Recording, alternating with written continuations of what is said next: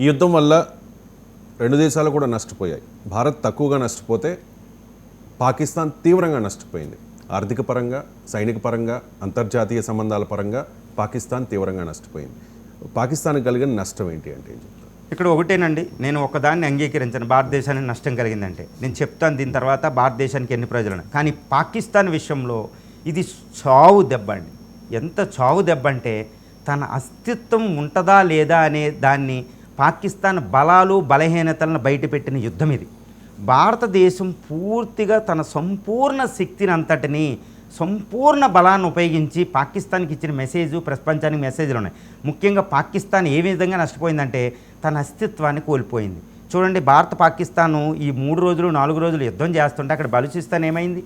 అక్కడ Taliban TTP Tehreek Taliban ఈ పాకిస్తానీ అనే దాన్ని అటాక్ చేస్తుంది. 10 మంది ఉగ్రవాదులను పాకిస్తాన్ సోల్జర్స్ని చంపేసింది. బిఎల్ఓ క్వెట్ట ఆక్రమణ చేసేస్తుంది. చూడండి ఎలా ఉందో పాకిస్తాన్. ఆర్మీలో ఐకమత్యత లేదు, ప్రభుత్వాల్లో ఐకమత్యత లేదు. ప్రభుత్వం చెప్తే ఆర్మీ మీద, ఆర్మీ చెప్తే ప్రభుత్వం ఉండదు. అంటే ఈ యుద్ధం పాకిస్తాన్ యొక్క ఐకమత్య లేమిని బయటపెట్టింది. అస్తిత్వం లేదు, అది తీవ్రమైన నష్టం. తర్వాత ఇప్పుడు భారతదేశం స్విఫ్ట్ షార్ట్ టర్మ్ వార్లో తన ఎయిర్ బేసెస్ని, మిలిటరీ ఆపరేషన్స్ అన్నింటినీ నాశనం చేసేసింది. అరే మేము ఆధునిక ఆయుధాలు చైనా నుంచి తెచ్చుకున్నాం, HQ-9 తెచ్చుకున్నాం, మాకు మిసైల్స్ ఉన్నాయి, గోరీ మిసైల్స్ ఉన్నాయి, షహీన్ మిసైల్స్ ఉన్నాయి, నేవీ అద్భుతం, 7వ అతిపెద్ద నేవీ ఇన్ ద వరల్డ్, 7వ అతిపెద్ద air force in the navy అనేదానికి దాని బలాన్ని బొత్తి చూపించాం. ఇప్పుడు ఏంటి, పాకిస్తాన్కి అసలు ఆ సైనిక శక్తి కాదు అని ప్రపంచానికి తెలిసింది, దానికి నష్టం. తర్వాత సైన్యం యొక్క బయటపెట్టాం, విభేదాలను బయట పెట్టాం.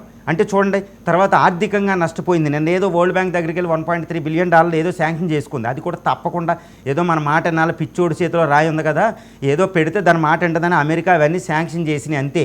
ఇంకా ఆ డబ్బులు లేకపోతే అడుక్కు తినడమే. సరే, భిక్షమెత్తుకుని బతుకుతున్నామనే విషయం బయటకు వచ్చింది. ఇప్పుడు నష్టం ఎలా ఉందంటే ఆల్రెడీ ఆర్థికంగా ఉన్నదానికి ఇంకా ఆర్థికంగా ఏదో మూలిగే నక్కపై తాటిపండు పడ్డట్లు అయిపోయింది. సో ఇవన్నీ నష్టాలే. పాకిస్తాన్ జాతీయ తత్వం లేదు, మతతత్వం మీద ఉంది, ఇవన్నీ ఉంది. సో పాకిస్తాన్కి తీవ్రమైన నష్టం జరిగింది. ఈ సైనికంగా జరిగిన నష్టం మీకు ఇంకా రిపోర్ట్లు బయటకు వస్తాయండి.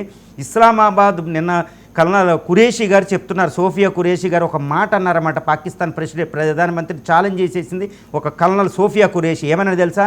మేము మీ ఇంటికి వచ్చి నీ ఇంటి దగ్గర బాంబేశాం, నిన్ను అరెస్ట్ చేసి తీసుకురావడం ఎంత అన్నట్టు మెసేజ్ ఇచ్చిందండి.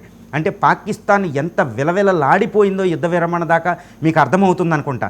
అంటే దీన్ని బట్టి ఏంటి, పాకిస్తాన్ నష్టం పూరించలేని నష్టం. ఈ యుద్ధం తర్వాత పాకిస్తాన్ అస్తిత్వం కూడా ఉంటుందో లేదో చెప్పలేం, 4 ముక్కలు అవుద్ది అనడంలో కూడా సందేహం లేదు. ఆ నష్టం అనేది నేను మాటలతో కాదు చెప్పినా కంప్లీట్ కాదండి.